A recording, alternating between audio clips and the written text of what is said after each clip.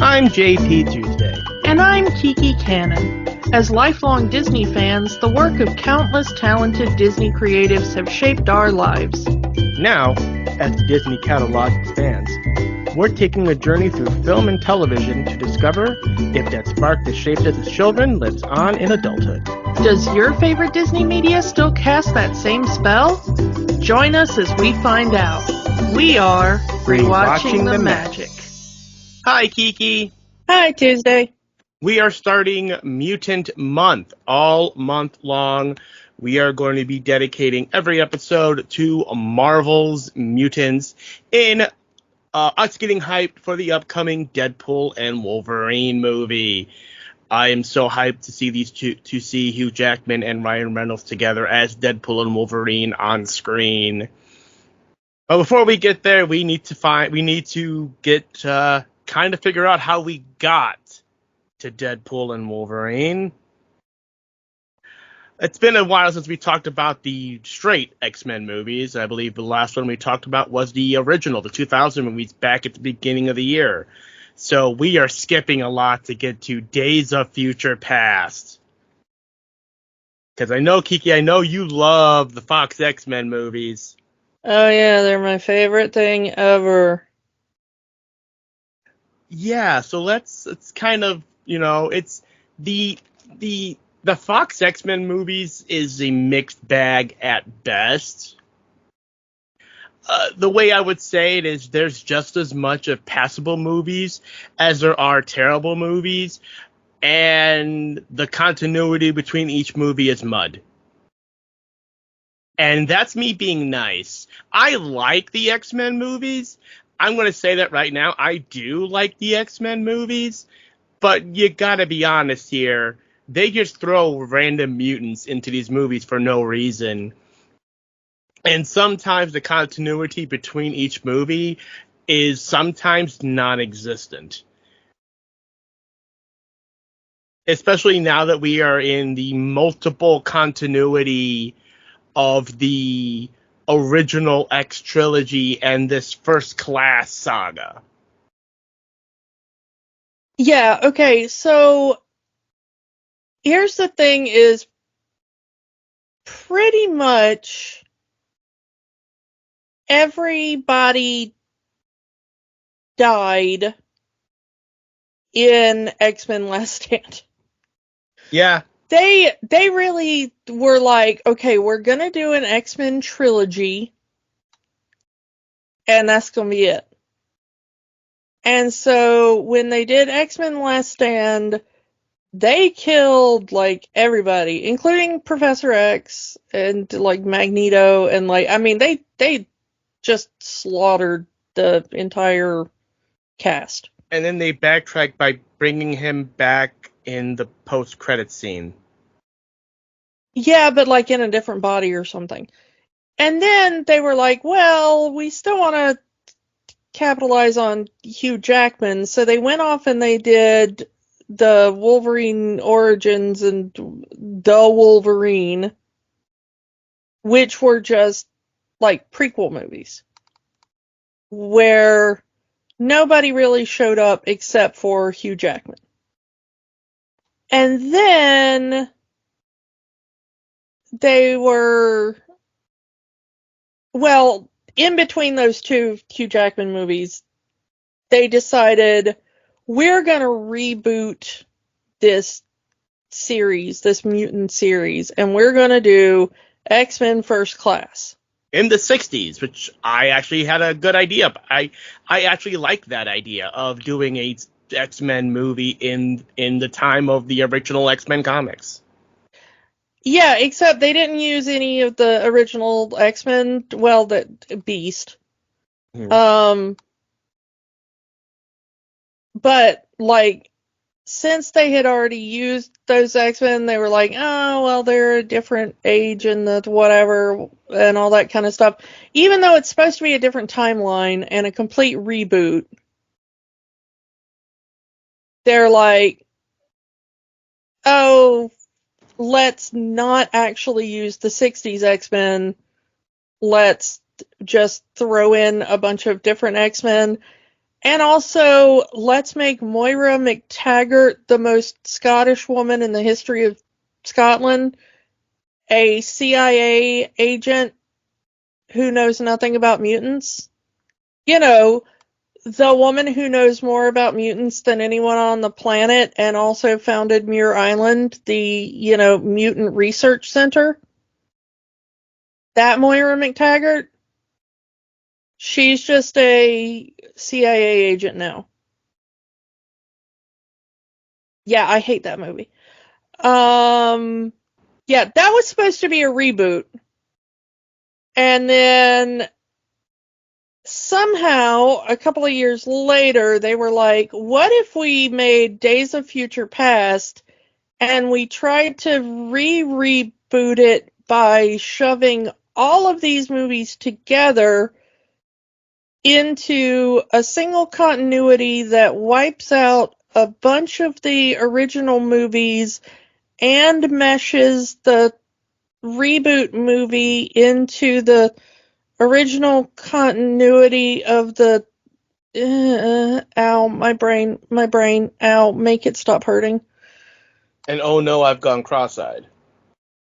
Yeah, even the directors of these movies weren't even consistent, because we had the original director of the first two X-Men movies, who was supposed to come back for Last Stand, but he wanted to go direct Superman Returns, so we get Brett Ratner doing Last Stand. Brett Ratner doesn't come back and do the reboots because now we get Matthew Vaughn directing First Class. Matthew Vaughn was supposed to come back for this movie, but he had to go and direct. He wanted to go and direct another comic book movie, a little movie, you might have heard it, called Kingsman: The Secret Service. So since he was not available because he was doing Kingsman, they decided, let's bring back the original director of the X-Men movies to work these prequel movies.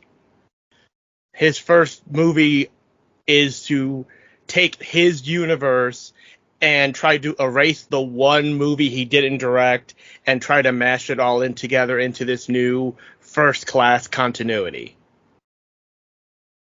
Sure, why not? Suddenly I think him doing Kingsman was the better idea. Yeah, I mean, it certainly makes more sense as a movie. So, the problem with the X-Men movies is that the casting is usually really good. And, I mean, if you've listened to the podcast long enough, you know my theory on things is that blame for a movie going sideways starts at the top and works its way down. And so there's a lot of steps before you'll hear me kind of blame an actor for things going wrong. Mm.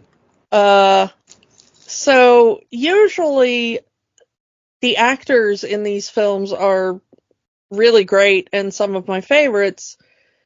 But there's only so much you can do when the script is not great, or the directing is not great, or the producers or the studio screws around with things. Mm-hmm. And that's what I always feel with basically every one of the X-Men films. Like I said, it really comes down to we want this mutant, and this mutant in the movie, whether it makes sense or not. And also, we want them to do these 5 or 6 things, even if it doesn't make sense for that character to do it or not. Case in point. In point, the entire plot of this movie. Before we really get into it, I want to talk about one thing. One particular mutant that's in this movie that was not supposed to be in this movie, but was put in here because of studio meddling. Quicksilver. Originally, it was supposed to be Juggernaut, which would make sense. You want to bust a prison, you get the unstoppable Juggernaut.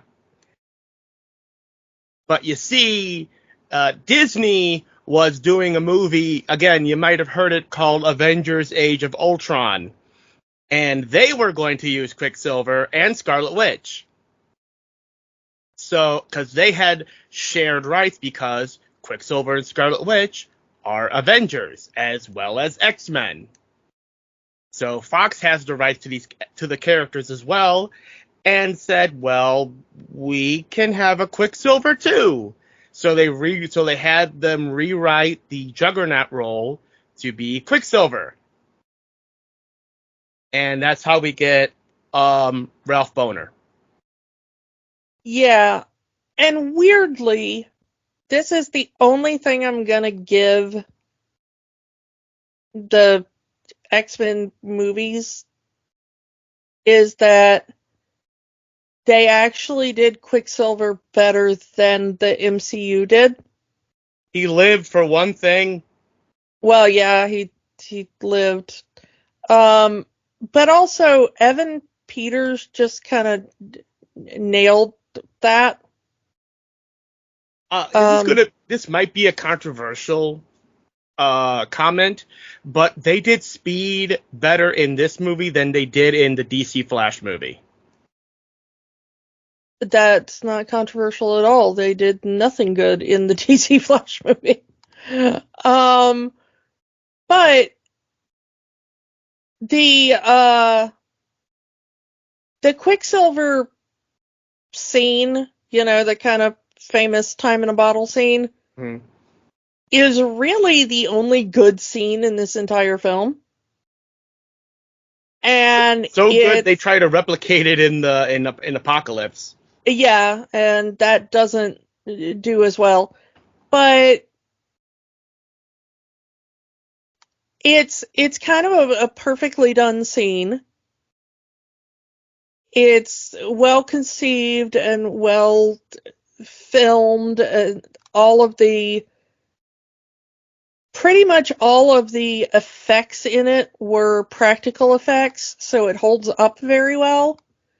The only kind of CG stuff in it is like the bullets and stuff like that, and how they interact with the drops of water and like the knives flying through the air and stuff. Like that stuff is CGI, but they did as much stuff as they could practically, and so it really comes out very well over the years, unlike some of the CG in the film, which is not very good at points. But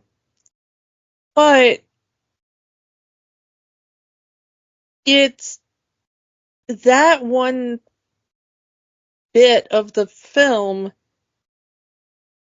actually very good. The bit with Quicksilver, the bit with his mom. And his sister, who was never named. Polaris. It's actually supposed to be Polaris. We never see Wanda.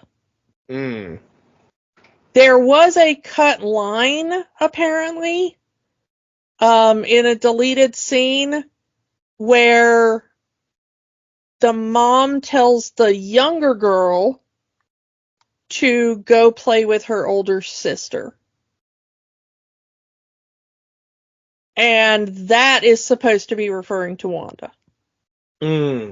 So she is mentioned, like, off screen that she exists, not by name. But apparently the little girl that Peter is holding in the one scene when they're watching TV is supposed to be Polaris. And everybody thinks it's supposed to be Wanda and that they're not twins in this because it's, a big age difference. But apparently that is supposed to be Polaris.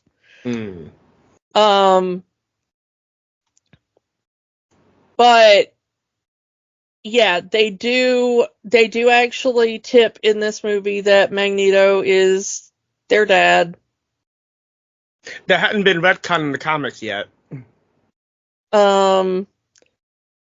Which was part of the deal between Fox and Disney at the time was like, okay, you can put them in the Avengers movies and the MCU, but you can't call them mutants, and you can't say that Magneto is their dad.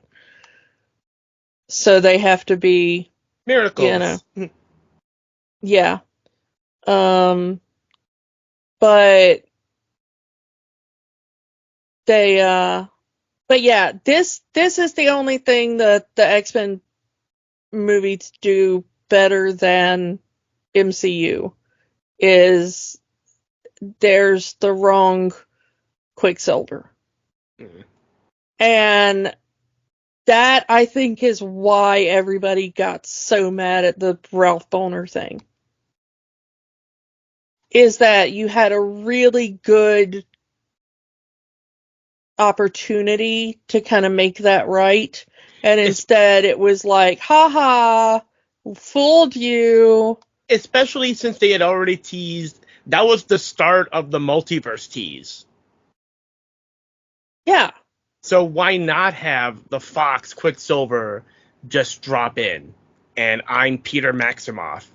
You mean Pietro? No, Peter.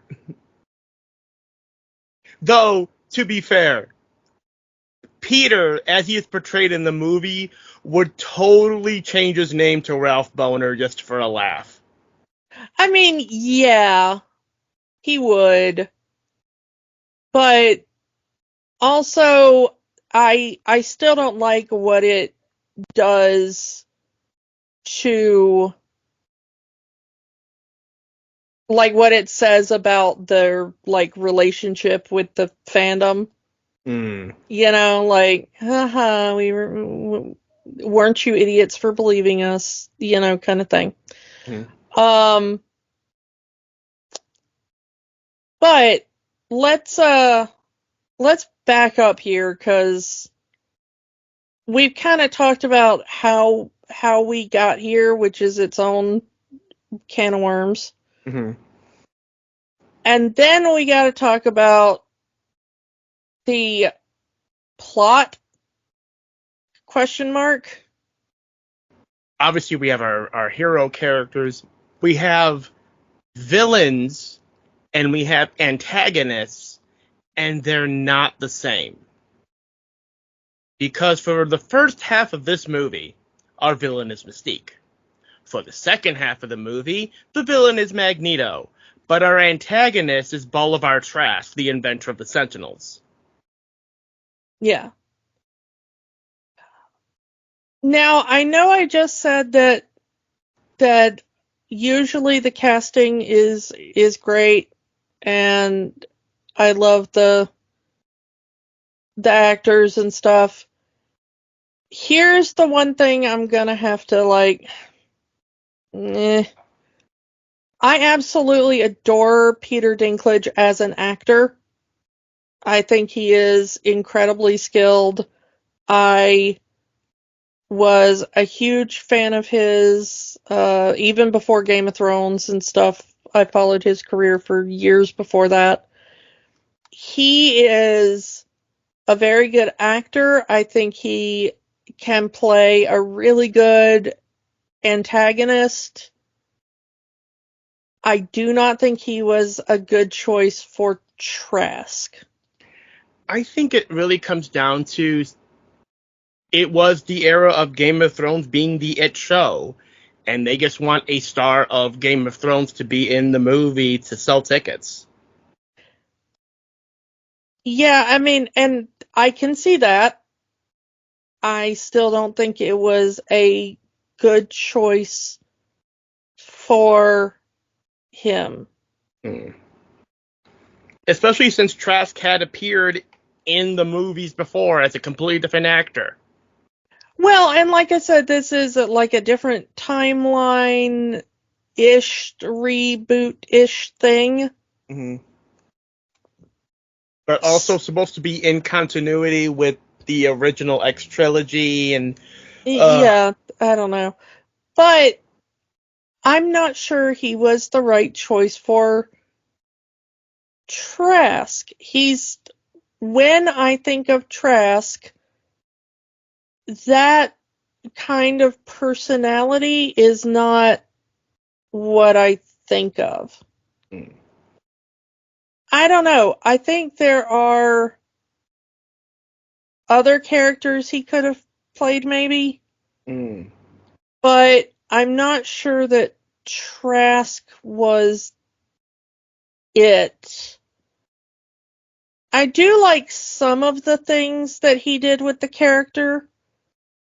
Like, every time he finds out there's a mutant around, he immediately goes, it. Like, Yeah. he never thinks of mutants as human. Don't kill it. I need it alive. Yeah, and he always reverts to it pronouns with mutants. Even if he's looking the person directly in the face, like it's The only really time he interesting. ever used proper pronouns was looking at Mystique and says, I want her alive. And that's the only time in the entire movie. Yeah, and then immediately he kind of reverts to it and, whatever. But the thing is that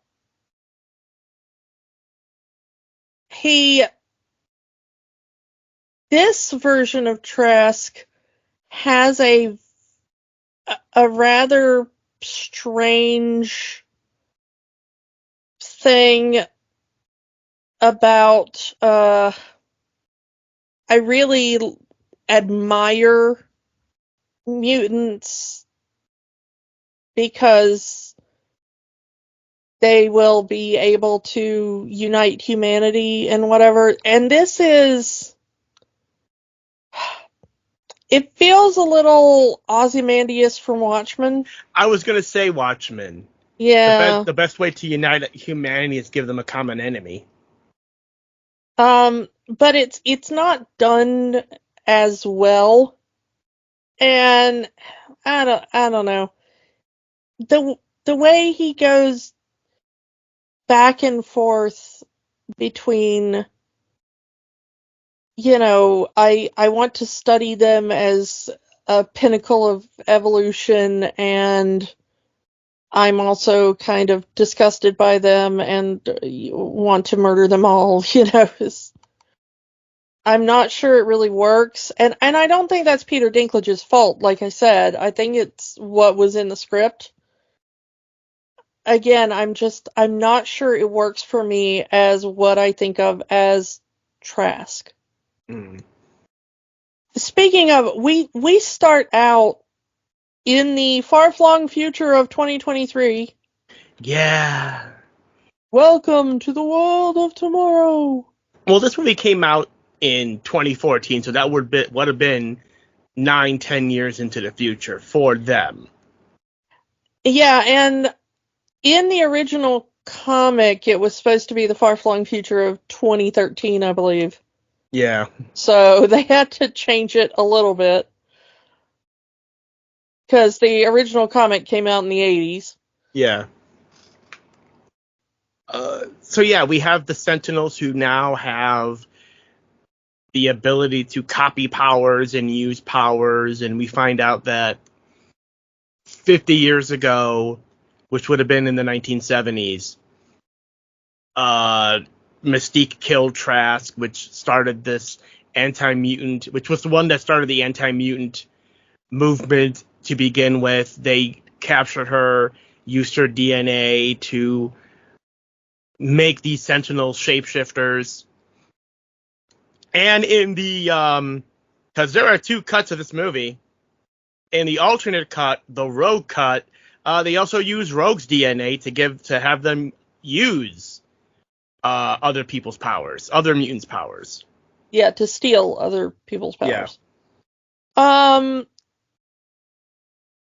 I have to pause here to ask, because the thing is that we do see a Sentinel head in one of the previous movies, but it is the movie that this director didn't direct, and so he tried to immediately erase it all. Mm-hmm. Um, and that was recognizable to comic fans as a Sentinel head. Straight out of the comics, yeah.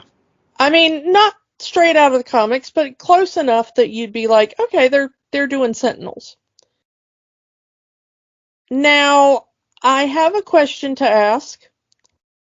Which is worse? Every Sentinel design in this movie or the OG Bayformers designs? Oh. Problem with the Bayformers design is they all look the same, and they're not supposed to. They don't look recognizable. At least the Sentinels in this movie are intentionally uniformly designed. But also they don't look like Sentinels. They kind of do in the 70s, but that's about it. I mean, they look slightly more like Sentinels, but You know what I would have been happier with in that one? If they had made the future Sentinels look more like Nimrod. At least the shape-shifting would have worked in that case. yes, I could have dealt with that. But the thing is that they are, you know, I know that the production designer for this film said that he wanted them to go off of Mystique's design from these films, Mm-hmm. which I've already got a problem with because I hate Mystique's design in these films. The blue scales and all that. Yeah, it's, so he was like, that, but metal. And it's, that they get skinny, and then they get tall, and then they get tiny, and then, and they've got these metal scales. Very, So, it's like they're trying to, for lack of a better term, modernize the T-1000 design with scales. yeah, and then also that they turn, when they use the different powers, they go from like ice to the Colossus metal form instead of the scale metal, or they, at one point you see them turn to diamond, so they stole Emma Frost's powers. Mm-hmm. It is really bizarre to me because, and then they like open up their face and do a blast, and I don't know, I just really hate this design. And the design in the 70s is not much better. Mm-hmm. That's been my problem with all of the X-Men movies, is I'm like, what was wrong with the comic designs? Like, we talked about this kind of before in passing, but when we talked about, in the first X-Men movie, the like, oh, what do you want, yellow spandex? Yeah, we want yellow spandex. Thank you, X-Men 97. Thank you, X-Men 97, for pointing out that, like, these are the designs that comic book fans want. And thank you to the MCU for kind of doing, even though the MCU does not necessarily do the exact same designs that are in the comics, they are much closer to the comics. I mean, It's like, oh, Thor wears, armor and a red cape. Well, then we're gonna put him in that. mm-hmm. We're not gonna put him, in something completely different. It's not going to be the exact same look. It's gonna be a little different. We're going to change it up a little bit because, okay, yes, an actual human has to wear this now and do stunts in it and stuff. You know? Mhm. Yes, okay, the Scarlet Witch outfit is going to be a little different, but you're still going to be able to look at it and go, okay, that's a variant of the Scarlet Witch. Took him a while to get to that crown, though. I mean, yeah, but But even you're now, I mean, you're still going to be able to go like, that's their color scheme, that's their, you know?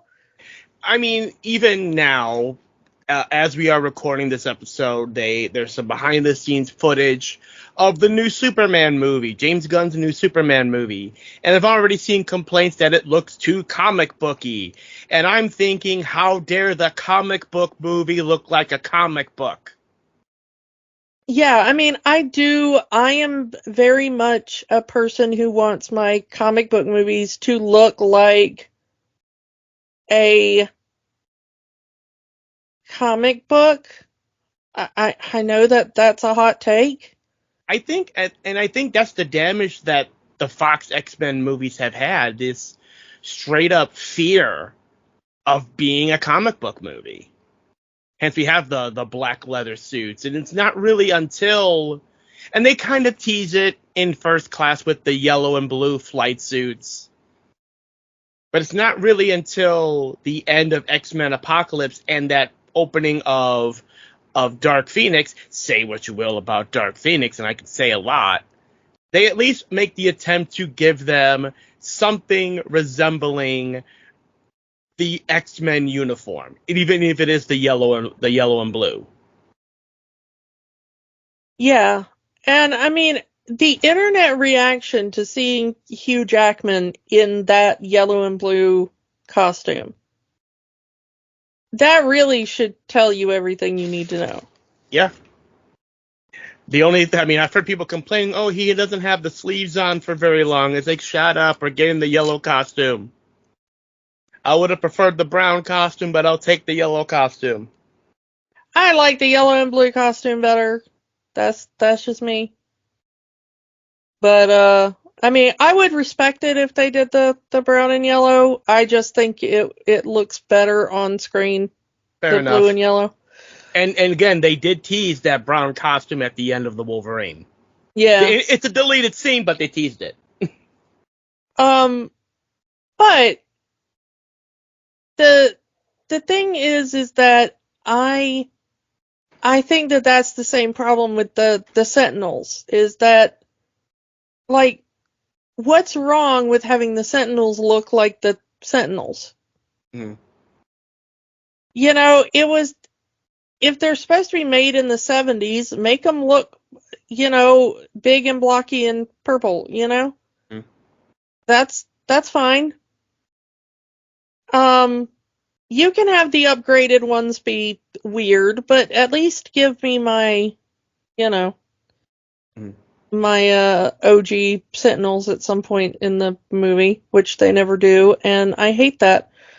Um, but let's talk about the worst plot point in this movie, which is, this entire movie centers around who is going to go back in time, and in the original comic, it is Kitty Pryde gets sent back in time, at least her consciousness does, and she is sent back in time because Rachel Summers, who has the power of astral projection and can astral project her own mind back into her younger self, basically does that to Kitty Pryde. It's like, here, I'm going to send your brain back into your younger self. 30-year Your, old 30-year-old Kitty getting sent back to 16-year-old Kitty. yeah. Okay, but they wanted to put it in the 70s and use the first class actors. And so they're like, well, we need someone who would have been like alive then and whatever. And so Your options are basically slim. Wolverine. You know, we want Hugh Jackman in this movie. And that is another big part of the Fox X-Men movies, is that at the end of the day, almost all of them surround Wolverine, Hugh Jackman. Which I am kind of okay with, because out of 11 movies, not counting the Deadpool movies. So, like, 11 of these mutant movies that they've made, there's only 2 characters that they kind of nail, and that's Wolverine and Professor X. Mm-hmm. And so I'm kind of okay with Wolverine being in all of them, because at least there's one character that you can be like, well, the rest of the movie sucked, but at least Wolverine was okay. Mm. But yeah, but this causes a problem because like I said, in the comic, Rachel Summers sends Kitty's consciousness back. And in the original X-Men cartoon in the 90s, which we did cover, and we covered this storyline, so go back and listen to that episode if you want to hear it. It's Bishop in traditional time travel. Yeah, Bishop and a time travel machine. So he just goes bodily back in time. Bishop, who's in this movie. Yeah, Bishop, who is in this movie. But they decide that for this movie, Kitty Pryde, who once again is played by Elliot Page in this film, and he does a good enough job playing Kitty Pryde, just like in Last Stand. Hmm. It's kind of the only thing to roll over from Last Stand that they didn't cut out, I guess. Yeah. But anyway. As well as the little love triangle between Kitty and Iceman and Rogue. Yeah. But for this movie, unless you're watching the Rogue cut, if you're watching the theatrical cut, Rogue is not here and I guess presumed dead for the theatrical cut. So Kitty and Bobby Iceman are together. But anyway, they just decide that Kitty Pryde's powers are she can send people back in time now. How do you get there from walking through walls? I mean, you don't. The thing is that Professor X is there. They've brought him back to life for reason. It's never explained. He's just alive, which he wasn't in the original comic. In the future, he's already dead, but they wanted him there so that they could have Patrick Stewart, which I'm not against. Everybody loves Patrick Stewart. And same with Magneto, but everybody loves Ian McKellen, so, we're fine with that. But the thing is that you have Xavier there. He could have done it, yeah. For some, I know that this is all made up bullshit. You just take a character and you go, they can teleport, they can walk through walls, they can control people with their brains, Mm-hmm. None of it is real, and you can make up whatever you want. But my brain, however weirdly it works, I can accept something Professor Xavier has mind powers as an explanation for how can you send Wolverine's brain back in time. Mm-hmm. A lot easier than Kitty Pryde can walk through walls, therefore time travel.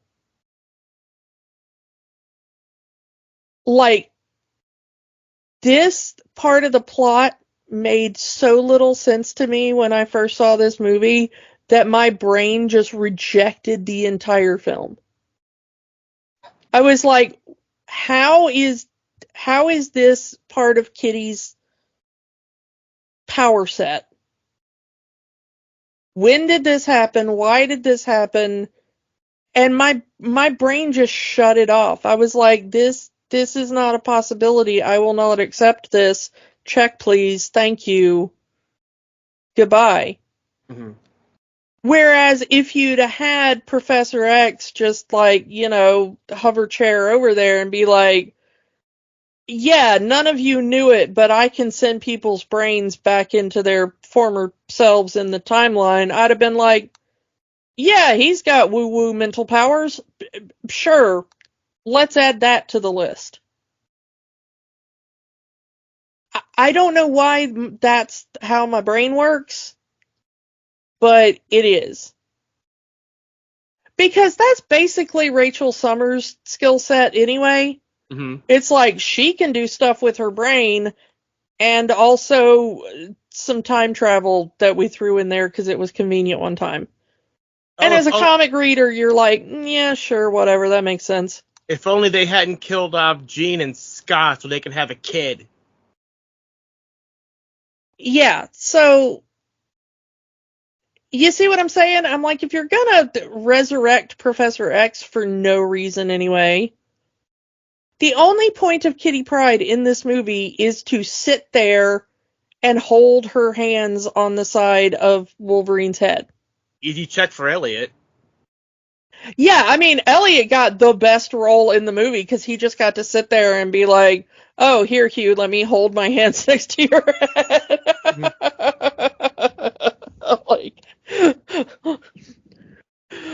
Like, he doesn't have any fighting scenes. He's got, like, one scene where he's supposed to run through some boxes, and then, like, the rest of the thing is him just, like, sitting in a chair, holding his hands next to Hugh Jackman's head. And then getting stabbed, and in the Rogue cut getting replaced by Rogue.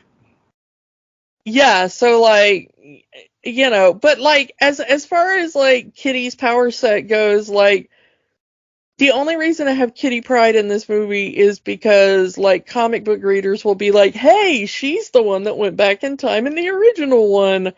And then they didn't want to have to explain who Rachel Summers was or come up with a different character. And I'm like, you just brought Professor X back from the dead without explanation. Just be like, he's got mind powers, he can do it.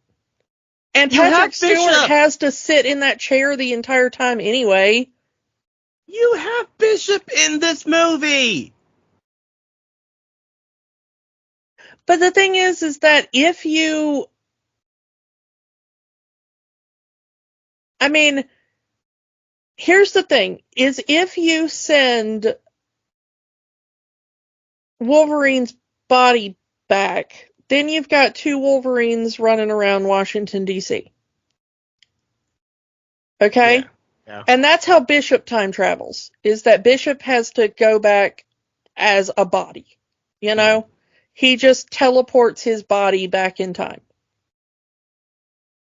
So he leaves one timeline and he appears in another.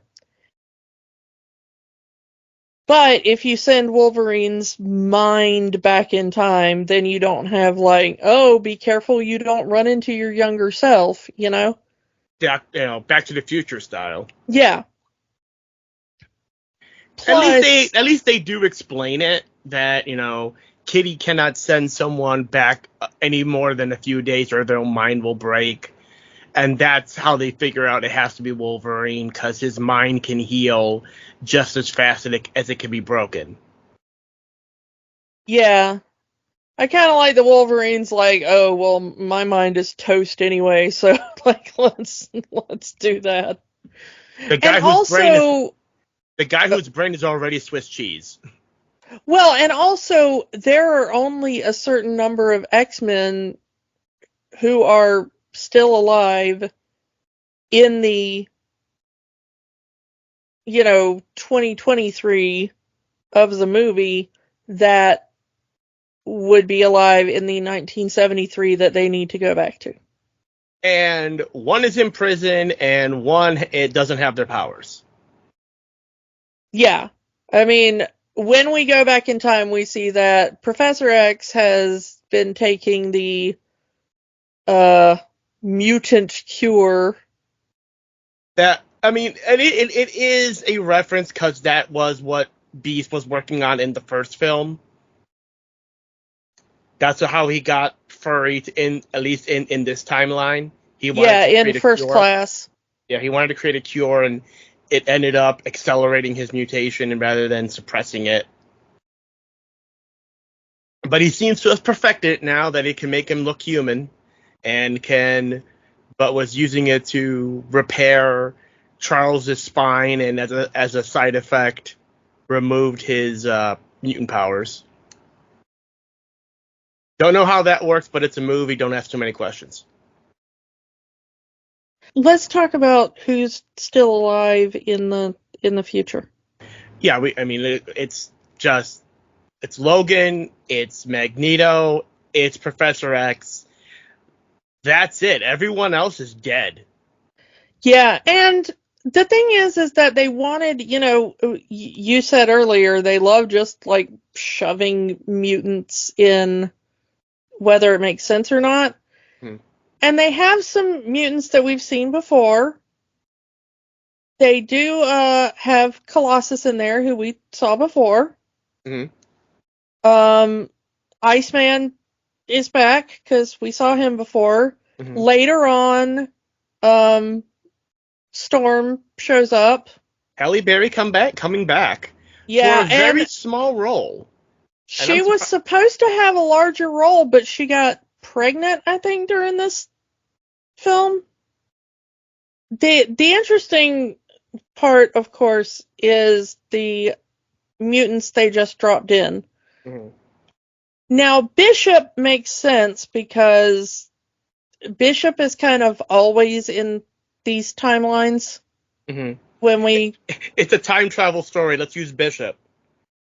Well, yeah, but also kind of every time we go forward and it's like, oh, Sentinels have wiped out all the mutants. Bishop always seems to be there. So, it's nice that he's there. But then we also get a couple of ones that we haven't seen before in these X-Men movies, which is that we get Warpath, we get Sunspot, that we just saw in X-Men 97.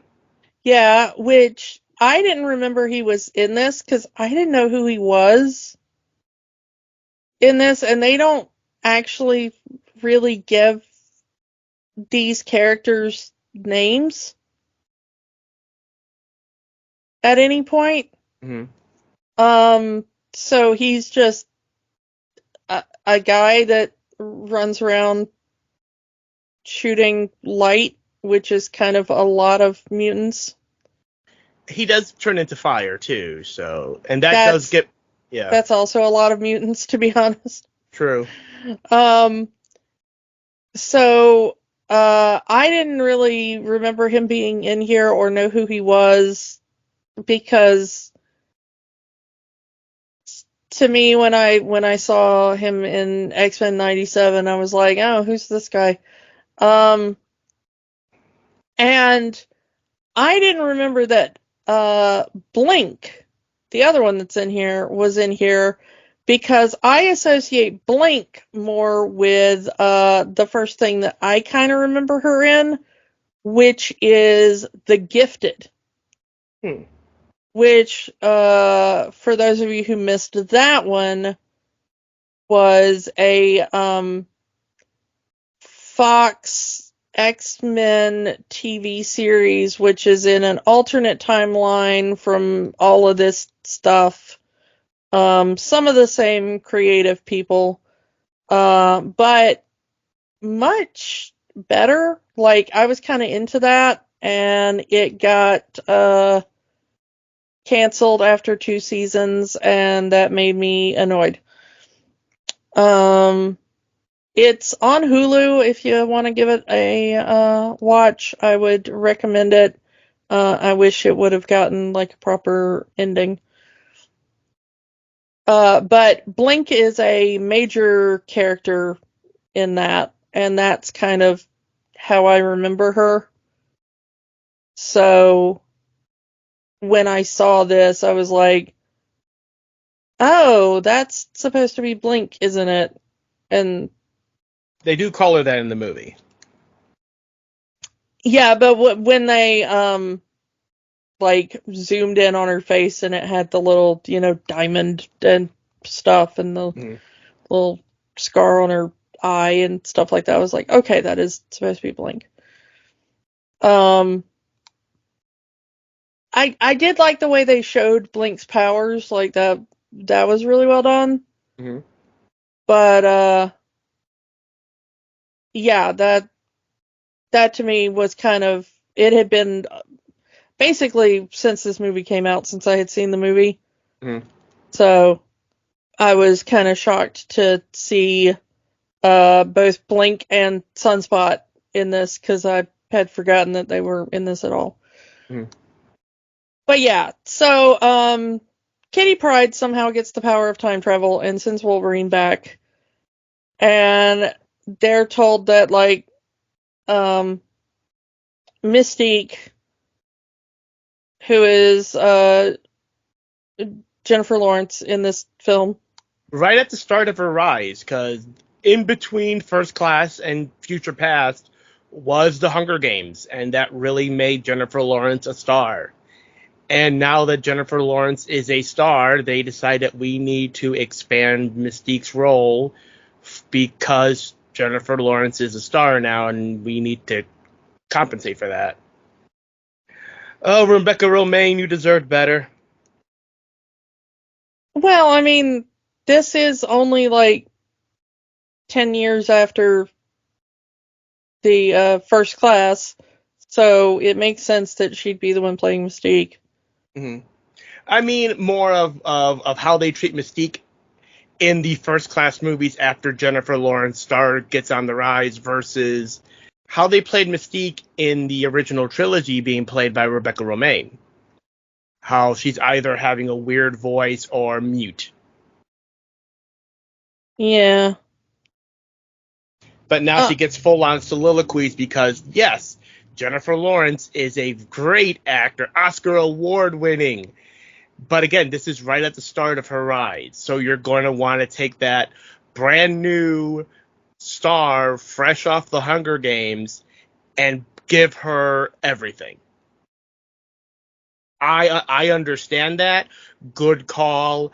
I'm just coming from a kind of feel bad for Rebecca Romaine, what could have been.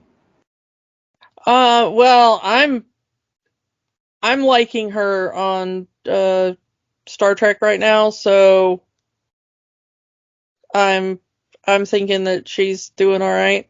Mm-hmm. The thing is that I absolutely like that Jennifer Lawrence used her rising star to be like, hey, you're gonna make the Mystique makeup into a bodysuit instead. So she's not walking around half naked? Well, she had a bad reaction to the body paint. Which, if you listen to Rebecca Romaine, and I believe we discussed this when we talked about the first X-Men film, Rebecca Romaine also had a bad reaction to the body paint, and they just went like, suck it up. Who gives a crap what you say? But apparently Jennifer Lawrence was able to use whatever pull she had to be like, haha, you want me back for this movie, then you are going to, like, So her face was painted. Everything, she had like a suit that had like a zipper on it, and then they just CGI'd out the zipper whenever you could see it on screen. That I get. And even in the later movies, and even with this movie, she spends more time just as Jennifer Lawrence and not as in the Mystique makeup. Which again, good move to use your rising star to make yourself as comfortable as possible in these movies.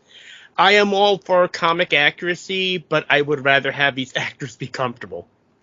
Well, I would like to see the original Mystique design because that's an awesome design. That dress and the weird skull belt and the. I want her girlfriend in the movies. Or, excuse me, her wife in the comics now. I mean, that too, but like, if we're just talking about character design, what is wrong with that character design? That's a sexy dress, and like everybody's like, oh, they did it for sex appeal, and I'm like, people can be sexy with clothes on too. I mean, I get it. Again, I think I even made the joke when we talked about the first X-Men movie. Someone just really wanted to see Rebecca Romijn naked. And it's like, likewise with, Jennifer Lawrence. But them using J-Law, using her pole to make it more comfortable for her, I fully get it. And I agree with you. I would rather have her be in her more comic accurate outfit with the skulls and the dress than the scaly skin. I mean, you don't have to do the skulls, but you could do the dress or something similar to that. Mm-hmm. And her being like, because the thing I like is that there is a bit in First Class where they're both kids or whatever, and Charles and Raven meet, and she shapeshifts for the first time in front of him, and he's just like, wow, I've met another mutant for the first time. And he doesn't immediately call her out for like, okay, there is like a naked girl in front of me, because they're both children, and he's just like, hey, another mutant, that's neat, what can you do? It doesn't really click in his brain because they're like prepubescent children. But as they grow older, like, other people see, Mystique walking around in her like fully blue, whatever, and like Magneto even has this whole thing about like, you know, would you tell a tiger to cover itself? And I'm just thinking like, well, if the tiger was bipedal and sentient, I'd probably be like, hey, can you throw on a loincloth? This is kind of weird. You know? Mm-hmm. Like, there is a reason that we mostly don't put clothing on animals, and it's because, like, they don't understand, like, it's a different kind of thing. Also, most of them have fur and probably wouldn't need clothing. Yeah, but, like, she is just walking around naked, Even when she shapeshifts clothing, that's still her naked. I mean, yeah, technically, although she is wearing clothing in most of First Class. Mm-hmm.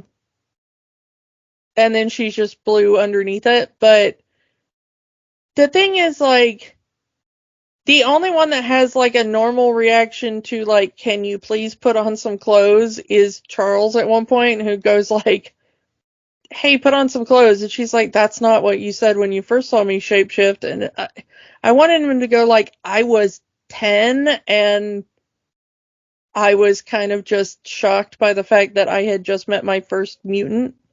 And now he views this girl as his sister. Yeah. Before it was just, this is a strange girl in my house. Now in his mind, this is my little sister. Which does play into Days of Future Past, as, Mystique does not want to be seen as the little sister anymore. And Charles has a hard time letting that go. Yeah. Well, and also he's still dealing with the not to keep bringing up First Class, but this movie is so very tied with First Class that you can't really not talk about it. Yeah. Because they keep referring to things that happened in that movie. But Mystique had left Charles to go with Magneto. And even though Charles at the end of the movie says you should go with Magneto, like your time of being with me is kind of over, you should go with him. By the time we see him in Days of Future Past in the 70s, and he's drunk and he's taking drugs to suppress his abilities and let him walk and stuff, he is mad at Magneto for taking Mystique away from him. Yeah, but it wouldn't be the first time someone makes similar decisions and then hates it, or he actually regrets maybe letting Mystique go. Well, I mean, I'm not making like a judgment call. I'm just stating that that's how he feels. But also, I mean, to tie it all together again, First Class takes place during the events of the Cuban Missile Crisis. It's one thing I do like about the First Class movies. At least they start with the idea of these movies taking place during major historical events. This movie takes place right at the end of the Vietnam War. Yeah. So not only has he dealt with Raven leaving him, he has also dealt with all of his students being drafted for the war and getting killed. The other thing that happens off screen, which is so bizarre, that I'm like, why is this here?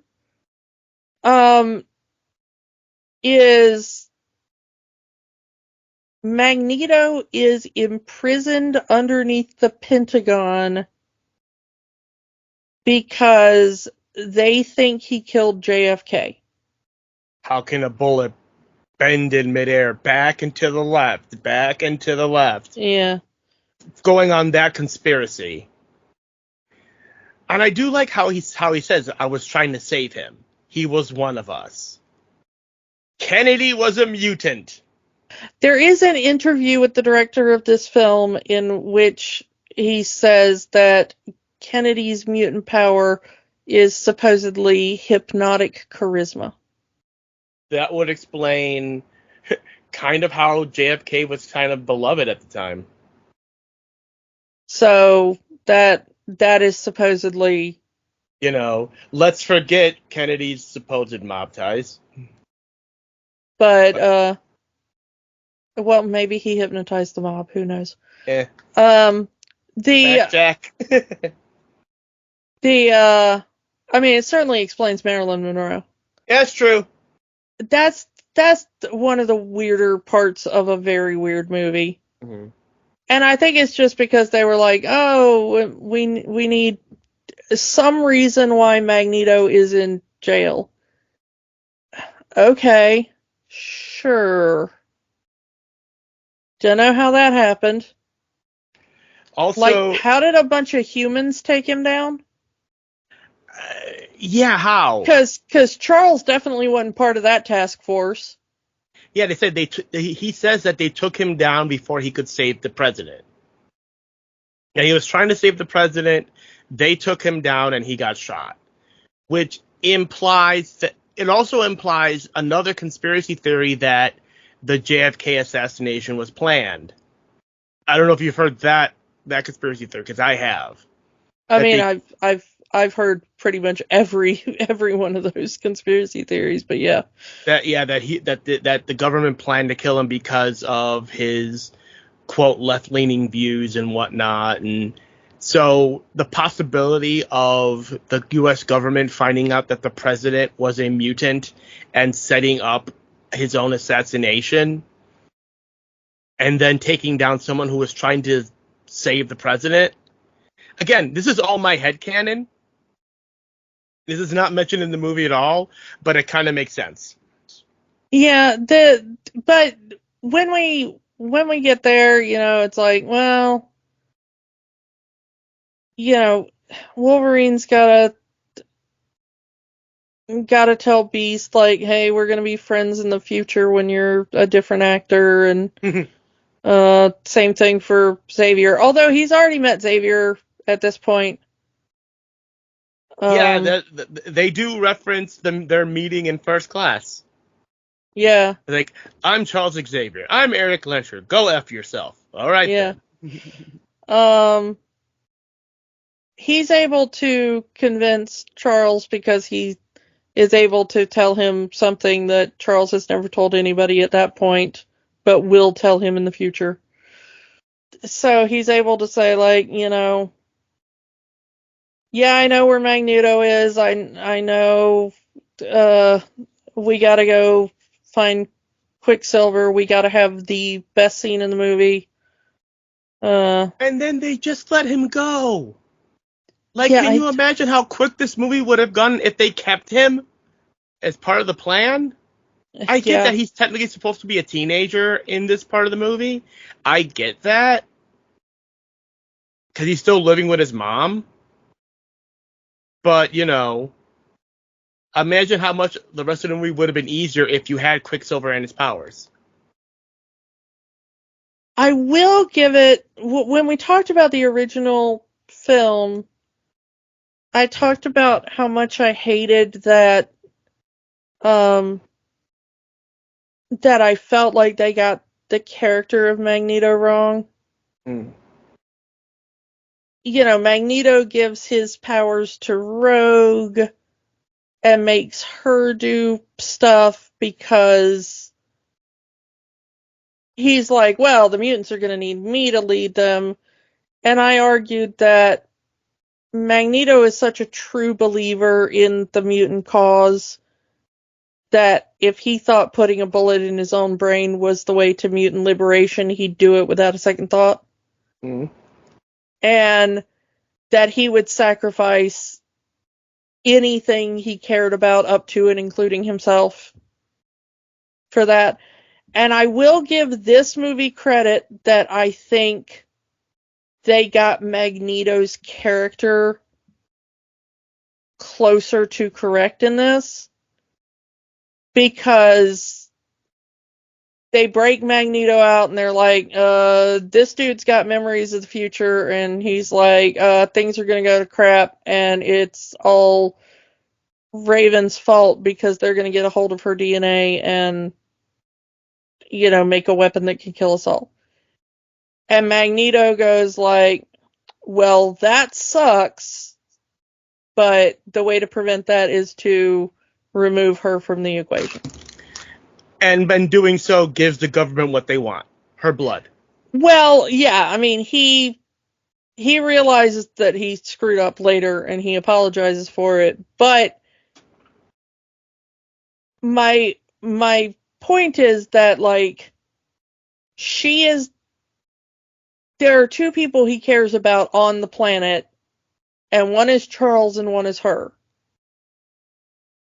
And they've just told him that, like, basically one of the two members of your family is the reason that mutant kind is going to die. And he's like, well, sacrifices must be made, I guess. That sucks. I'm going to miss you. Love you. Mm-hmm. And yeah, it seems like awful and cruel and, villainous, which it is, but it's also, I think, very in keeping with Magneto's character as set up through decades of comics. But had the timeline not changed from that point, if the Sentinels are still built, that would mean at some point, despite getting shot by Magneto, Mystique still joins him at his side in the later films. Granted, yes, like I said, the continuity between these movies is mud, but still. Oh yeah, no, I mean, it is a really awful, you know, uh, lack of continuity, but the thing is that she kind of understands it too. Like, she understands his reasoning, even though she has the self-preservation. When they talk about it later, he explains it to her. She doesn't understand it at the moment because he just shows up and turns a gun on her and is like, yeah, I have to kill you now.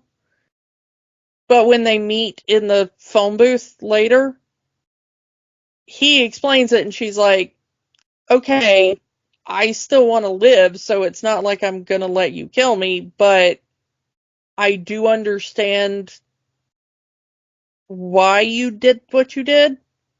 Like, they're starting to get more on the same wavelength in a way because, this is entire, that's Mystique's entire mission. Kill Trask, end this Sentinel program. I will save my mutant brother and sisters. Magneto's whole thing is, I want to save my mutant brothers and sisters, and also destroy Trask, and also destroy these Sentinels. He's like, I will sacrifice anything up to and including you or me.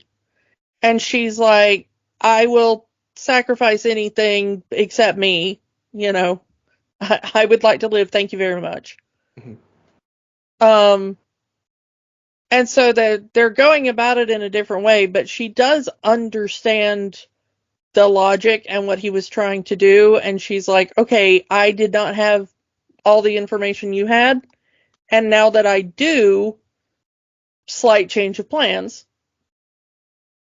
But also, he's like, but I have to apologize because I acted too rashly and I ended up giving them the thing they wanted instead. So I may have brought about our downfall. Like, he is not incapable of admitting when he is wrong, which is also part of Magneto's character, which I like. So I think this one gets the characterization slightly better, which I respect. One of the things that I do find interesting is that they decide to have Magneto's kind of brash actions be the reason that mutants are revealed to the public too soon. Another big change in the timeline is that when we get to the first movie, mutants are seen as a relatively new thing to the general public. There's already, politicians are already having legislation over a mutant registration act. And now here we are in the 1970s. There's Mystique, and there's Beast, and there's Magneto fighting each other at the Paris Peace Treaty, ending the Vietnam War. Yeah, but because he chooses to shoot her and she has to jump out a window to try to escape him, she is outed to all of the press that are there to film what's going on at this peace treaty conference, And kudos to them to the switching between the HD film that they're filming this movie on to Super 8 footage.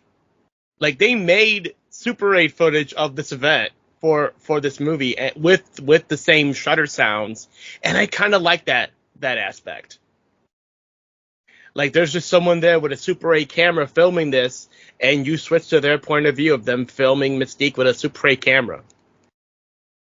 Yeah, it really is kind of cool to see that aesthetic.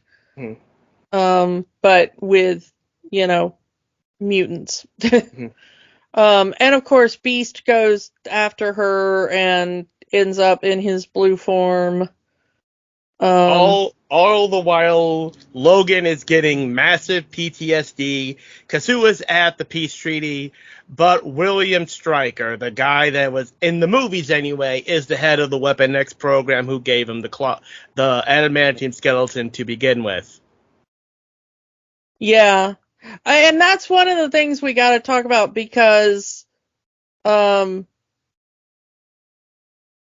X3, Wolverine is back to just, or is it in the Wolverine? In one of the movies prior to this, Wolverine has his adamantium skeleton stripped from him and is back to the bone claws. And then suddenly in this movie, adamantium claws again. That is in the Wolverine, where his claws are cut off by the Silver Samurai. His body still has the adamantium in it. It's just the claws that got cut because adamantium meets adamantium, and then it grows the bone claws, and then all of a sudden in this movie he has adamantium claws again. The director has explained this as, well, he's friends with Magneto, so... Sure. The thing about it really is, though, is apparently it was done for production reasons, so that you can tell when you're dealing with future Wolverine and when you're dealing with past Wolverine. Mm-hmm. I just love that right at the beginning, and where Wolverine first does the claws in the past, you gotta deal with this, and then he's shocked to see the bone claws. And he's trying to fight the Sentinels with bone claws. It goes about as well as you can expect. Yeah, that probably had to hurt. But yeah, that whole PTSD of meeting the man that ruined his life.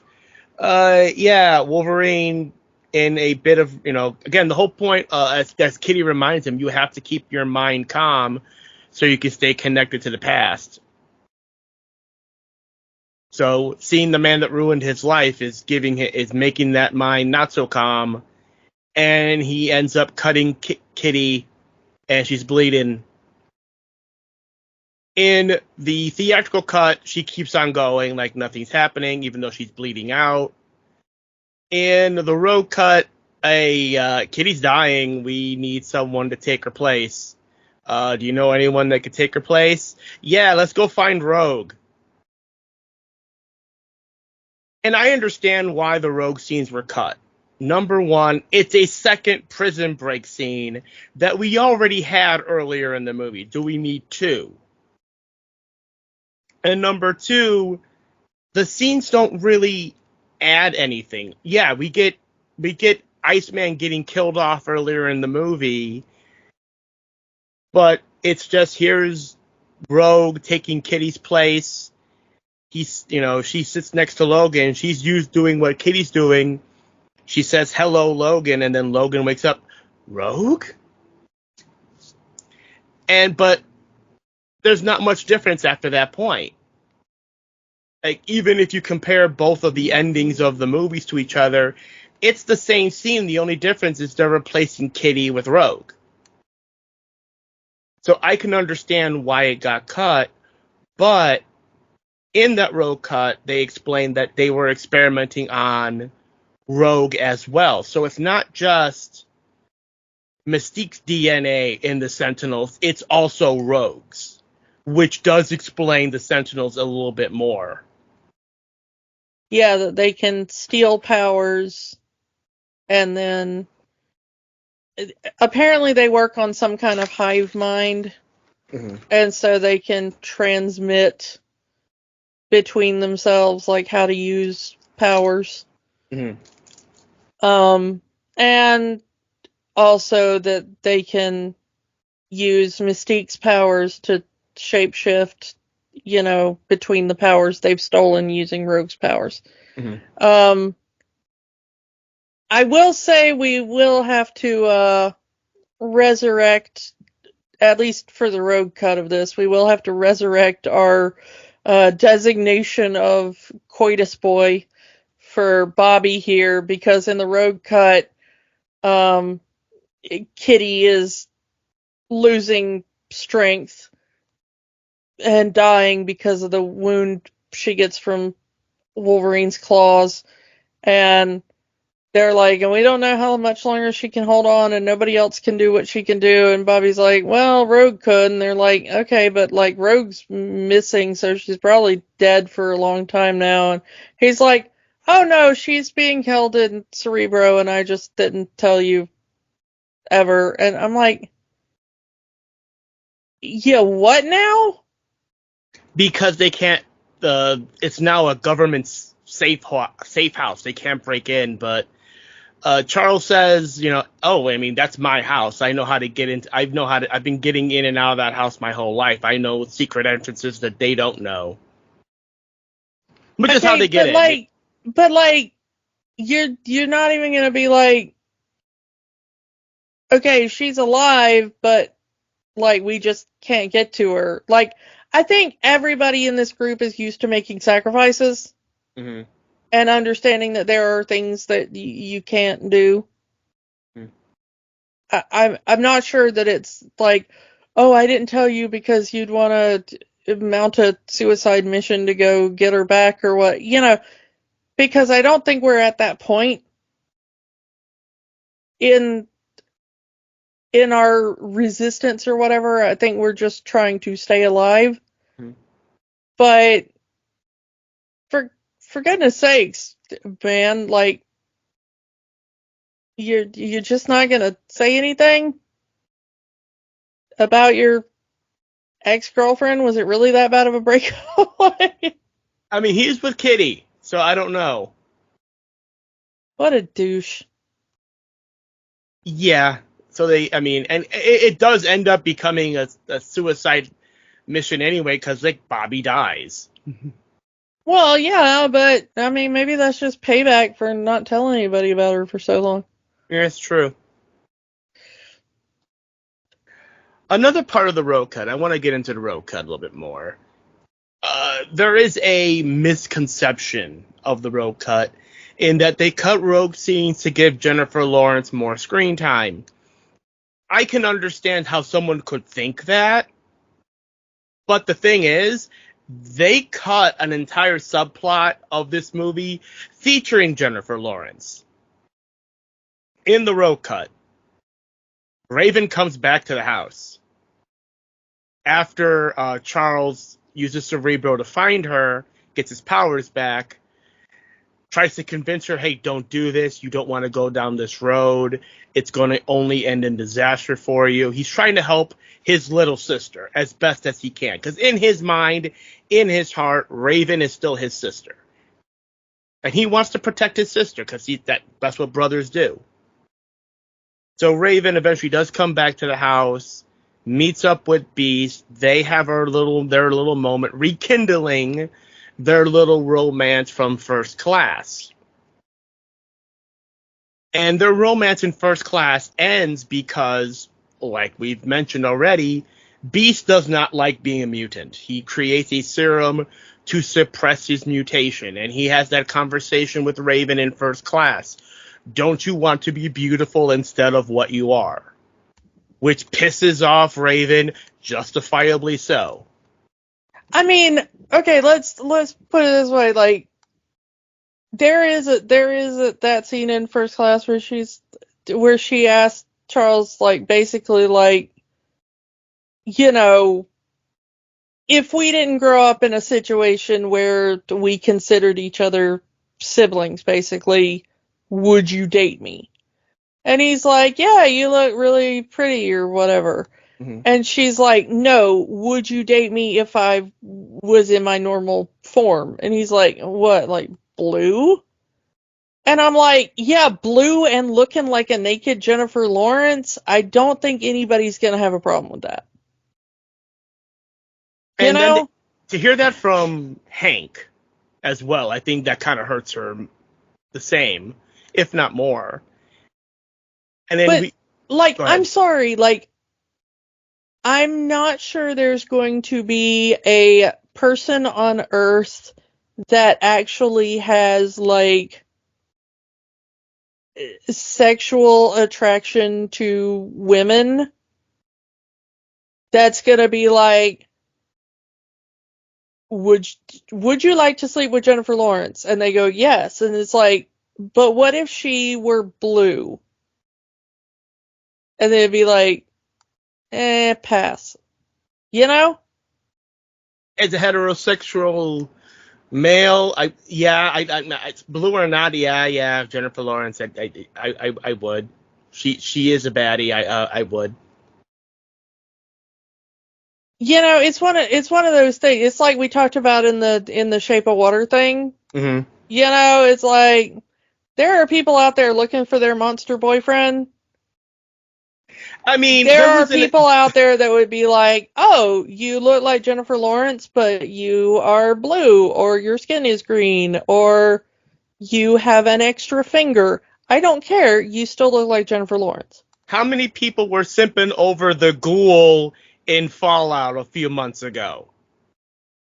I mean, yeah, it's not like, you know, that's a thing. Also, that thing about the ghoul in Fallout, not a new thing. Um, like go look up Hancock the Ghoul from Fallout 4. Like, He's a romanceable partner. he is a romanceable partner, and he is one of the better companions in the game. And one of the better romanceable partners in the game, as far as male identified characters, at least. Some of the women are better for romance, but like, you know, if you're gonna like romance a dude in that game, Hancock's one of the better ones, and he's a ghoul with like much ghoulier features than the ghoul in the Fallout TV show, because he basically just looks like Walton Goggins without a nose. But yeah. So like, come on, like humans are very flexible. I'm not believing that after the initial shock of like, oh, mutants exist. Like once you get over that, like as a thing, this is where I think The Boys is better in understanding human nature than X-Men is. Because The Boys is like, yeah, some of the superheroes have like weirdnesses to them. And once humans got over the idea of like, oh, now there are superheroes among us, humans were like, okay, now we are going to make all sorts of adult content about this and like do weird things with it, you know? And I'm like, okay, yeah, no, that's more what humans would do. Mm-hmm. So, yeah, I don't think like there's a human that like once they get over the idea that like Nightcrawler exists, that's a shock at first. You know, I think the first time you see Nightcrawler in your life, you're going to be like, "Oh, that's a thing I've never seen before."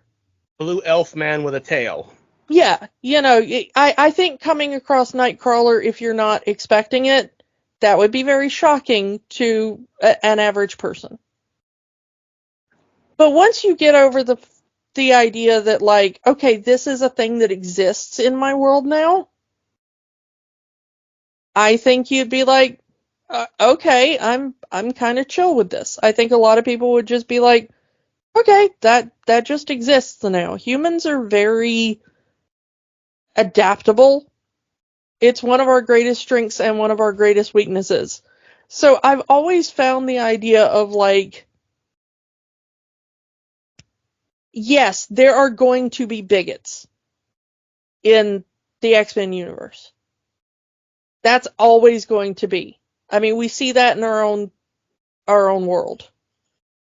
There will always be bigots. You can go back thousands of years and find, as long as we've had the written word, you can find people going like, oh, I don't like that type of person for this reason. And it's always the same reason repeated over and over and over again through the generations, and it's always the same stupid thing. So if mutants were real, you'd get that same thing, and it would be the same small group of people, just like it is in the real world for insert your minority of choice. Okay? But, just like that is a reality, I think it's the same thing that, like, once you get over the fact that, like, oh, I've met a person of this minority group, and I've gotten over the shock of, like, oh, this person lives life slightly different from me, then you just get over that and it just becomes part of your daily existence and you move on with life, and that's just how things are. And that's the majority of people. Yeah, but my point, to get back to that. Oh no, sorry. I Yeah. mean, I didn't mean to derail No, it. no, But no. You are correct. And that's kind of what the X-Men kind of go with, and that's fine. But my point was that, again, Hank and in the road cut, Hank and Mystique try to rekindle their romance from the first movie, but it's still, Hank who is embarrassed of being a mutant, who created this serum to look normal. He still uses the serum to look normal throughout this entire movie. And there is Miss Mutant and Proud Raven. So he tries to, but it's all a ruse because she's there to destroy Cerebro so Charles can't find her. Because she's still going to go with her mission, going to New York, going to Washington and kill Trask. One thing I do love the theatrical cutting that is because it shows Charles letting Raven go, making her own choice, but he's still going to go to Washington in person in a last-ditch effort to get her face-to-face and stop her that way. yeah. Versus her sneaking, her getting back into the mansion, trying to butter up everybody, and then turning again. I'm glad they did cut that bit. While it is in character for original trilogy Mystique, not so much in character of First Class era Mystique. But I get it. It's showing that there's the potential for this younger Mystique to become the cold-hearted killer that the older Mystique is. Let's talk about the big climax where we go from Mystique is our big antagonist, villain, whatever, to Magneto takes over. Because if you're just watching the theatrical cut and you're not dealing with all the rogue cut stuff, we jump kind of right to Magneto going like, okay, yeah, screw this. I'm gonna go find out where they're keeping that nifty helmet that I used to have. I don't really know how the helmet ended up here. Like, it kind of looks like it did at the end of First Class, except the end of First Class is him, like, painting it red and giving it, like, some extra bling to make it look like the Magneto helmet. Sort of trying to make it look more comic accurate, and then in this movie it's just back to being beige colors, dark colors. Yeah, so it kind of looks like it did when he took it off of Kevin Bacon, but... And it's really weird because you see trophies of the other X-Men from First Class. Because you see like Banshee's suits and Angel's wings. Oh. And he already mentioned that they're dead in this movie. Well, you do see, like, Angel's body when Trask has been experimenting on them. Mm-hmm. And we do see it in when we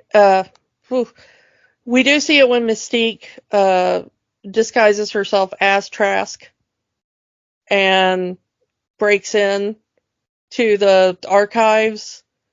We do see that Angel is one of the bodies that they were experimenting on, and that she is now dead because there's an autopsy file. And at least one of the others from the first class team is in that file.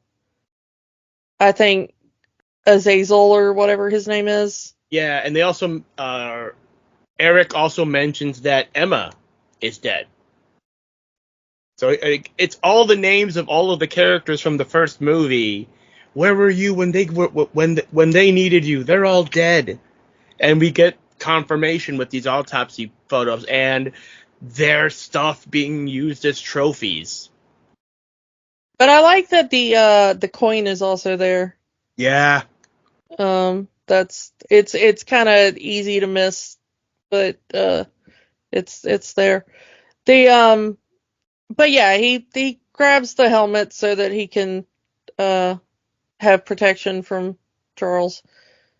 And then he goes to the train that is carrying the Sentinels and uses the train track to infuse them all with metal so that he can control them, because we go from Trask being like, oh, we know that there's that guy that can control metal, but don't worry, I made these without a single bit of metal. And I'm like, really? How did you do that? In Especially in the 1973. 1970s. Yeah. Yeah, like, I am not buying that at all. But yeah, it doesn't matter anyway because Magneto just like rips up a couple of miles of train track and is like, I am infusing every part of this with metal, so screw you. And then he goes to the big unveiling at the White House and decides to pick up an entire stadium and plop it down around the White House to trap everybody inside. Yeah, and we get Mark Camacho as Richard Nixon. Just using his Richard Nixon impression, and they put prosthetics on him to make him look like Nixon. It's weird when you see someone who can do a parody impression and they're using that parody impression seriously. It's very jarring in this movie because it's clearly a parody voice, like you would hear it on Futurama, almost, of that parody Nixon voice, but we're using it completely straight. Yeah. That is very weird. Also, I didn't mention it, but the guy that wrote Days of Future Past, Chris Claremont, has a cameo in the movie, and I did like that. As does Lin Wein, who is the guy who created Wolverine originally. So, anyway, the the thing about it is that when the Sentinels start going a little bonkers and, wreaking havoc, the Secret Service take the president inside the White House and down into the bunker, which Mystique is disguised as one of the Secret Service guys, so she gets into the bunker, which I kind of like. And the thing is that I like that you are waiting for our time traveler to have a big, like, I know the future, and I can tell you if you go down this path, it's gonna be, and Nope. they just completely remove Wolverine from the equation. Yeah, that I'm surprised about, because you would think that in most of these kind of stories, the time traveler would be the one to save the day. And yes, this is still, even if it is Wolverine, the most popular character in the X-Men, it's Hugh Jackman. They just take him off the board.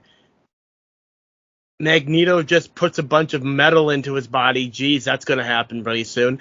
And then throws him into the river.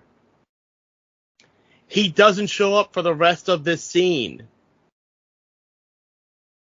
I do kind of like that, because at this point we don't actually know. I mean, you kind of know because something has to happen, but we don't know who's going to be the savior of this, And I like how, as this is happening, future Professor X is remembering the changed past, and he's going, oh no.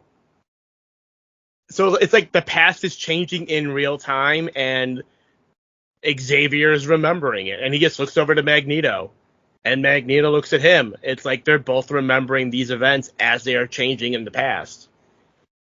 Nothing they can do about it, but, I did like that, though. Yeah.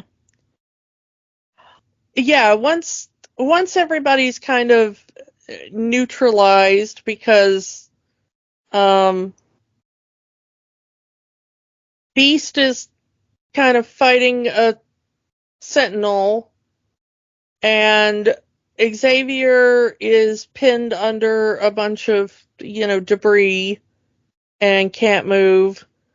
Wolverine is at the bottom of the river, and everybody else has fled or is in the bunker.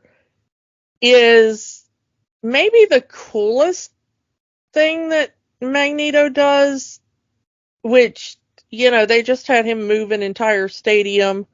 But I think the cooler thing is that he rips the entire White House bunker out of the ground and out through the White House. It is made of metal. Yeah, I mean, I do kind of like that. It's like, oh no, the guy that can control metal is after us. What do we do? Let's hide in the big metal box. Okay, there is another historical event that happens around here, Watergate. Yeah, I do like that they have the shout out to Watergate, where at one point Nixon says, "Let's discuss this off the record," and somebody shuts off all the recording devices. Yeah. That's a good moment. However, I like that he just rips out the bunker and puts it on the front lawn, and rips open one of the walls and gives the big monologue speech of like, "Oh, you want to make an enemy of mutants? Well, I'll show you what we could do, but I'll only sacrifice these few men instead. And, I could have killed everyone here, but instead I'm just going to take out these, men who are in charge or whatever." And I like that Mystique shows up as Nixon and is like, "No, just take me and let the rest of them go." The sacrifice play, in a way. You want to Yeah. kill someone, kill me. But she does have a plastic gun, and she shoots Magneto, but to wound and not to kill. I like that their little discussion there is like, you used to be a better shot. I still am. Yeah. And then she removes the helmet so that Charles can, stop him from moving. But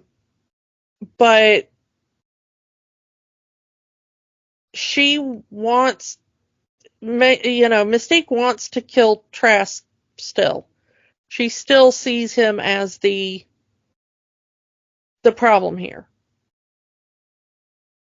But then we get the actual thing of, Charles being like, look, you're the one with the choice. And I do like that they do make this Raven's choice. Like, it's not Charles trying to protect his sister or control his sister. He's giving her the choice to, okay, you can kill him and show the world that we are the bad guys, or you can show mercy. And maybe we'll get out of this. Maybe there'll be a better future. I do like that it's also not a definitive. If you don't kill him, they will definitely, see us as heroes. It's like, if you kill him, they're definitely going to see us as monsters. If you show mercy, maybe there's a better future. Which is kind of what it was like in the comic. It's, Kitty's mind goes back to the future, and we never see the future after that. Mm-hmm. It's just her normal mind in the present day of the 80s comic at that point comes back, and she's like, what happened? And they're like, oh, weird time travel shenanigans. And they're like, I wonder if we fix the future. And they're like, well, I guess we gotta wait until we get to the future to know. And that's just kind of how the comic ends. Like, we did a bunch of stuff and we hope it worked, but only time will tell. In this one, though, there is kind of a definitive, because there has to be, because this is a movie. You need to have that narrative. Yes, Mystique drops the gun. She doesn't shoot. She doesn't kill Trask. But the future does change. We get the newspaper that the Sentinel program has been canceled, and that Trask has been arrested for embezzling government funds. So we get to the future, and everyone's alive. All of the characters from the first 3 X-Men movies are alive. Scott's alive. Jean's alive. Beast's alive. Bobby's alive. Colossus is alive. Rogue's alive. Storm's alive. Everyone lives, Rose. Everyone lives. Yeah, and if you watch the theatrical cut, this one scene in which she has no lines is the only time Rogue appears. With Bobby. And it shows that she's with Bobby, and they're in a relationship, and it's adorable. Also kind of implying, yes, they are teaching a class together, but Kitty and Colossus, which is more comic book accurate. So yeah. The thing is, though, is that they really put on the like the posters and stuff, like, oh, Rogue is in this movie. Come see Anna Paquin. She gets like really high billing. And then they cut all her scenes. And then they cut all of her scenes in the theatrical cut, except for that one little bit where she doesn't even say anything. I mean, you can kind of hear her mumble, like, oh, hi, Bobby, or whatever. But, like, she doesn't get an actual line. And once they make it clear that those scenes got cut, like a couple of weeks or months before the movie comes out, all of the advertising switches to the 2 Professor X's meet. And it's that scene of Stewart and McAvoy eye to eye having that conversation. I mean, which is a good scene. Yeah. Don't get me wrong. as far as scenes in this movie go. But, like, man, that's messed up. The interesting thing is that the one thing that they tried to keep really, really, really quiet was that Famke Janssen and James Marsden came back for this movie. Yep. It's like, oh look, Jean and Scott are alive again. And we're back to square one with their relationship because Logan sees Jean.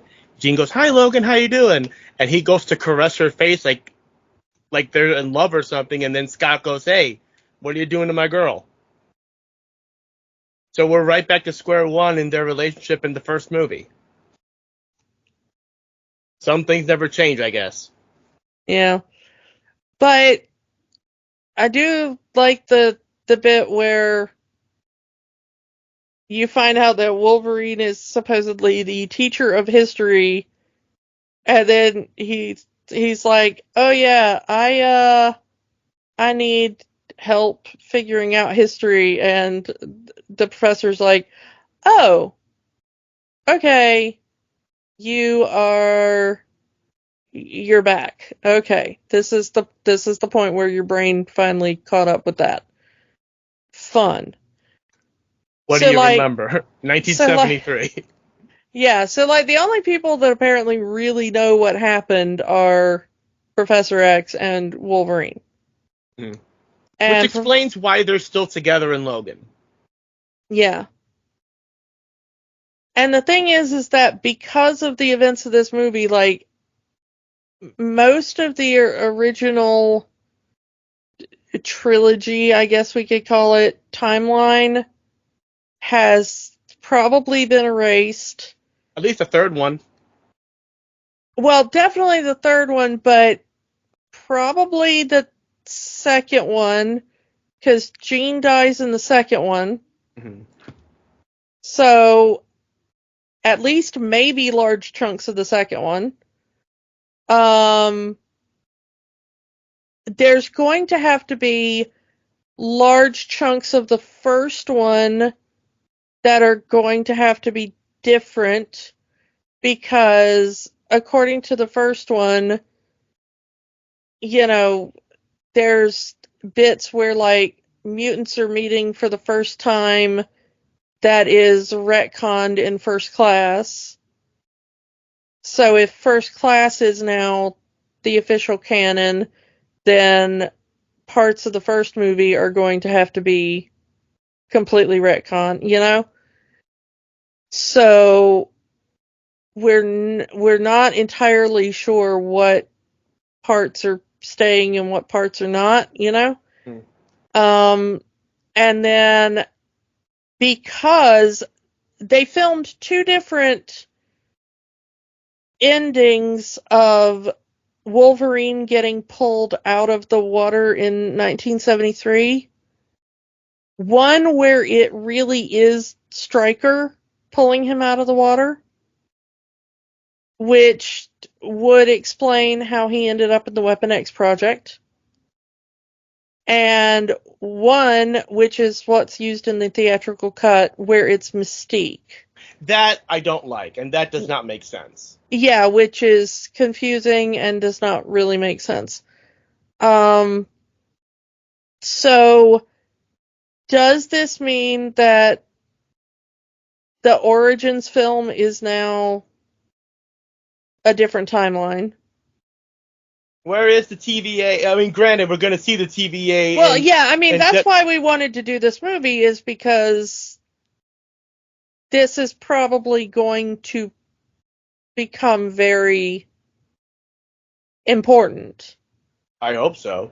If Deadpool is crossing over from the Fox continuity into the MCU proper,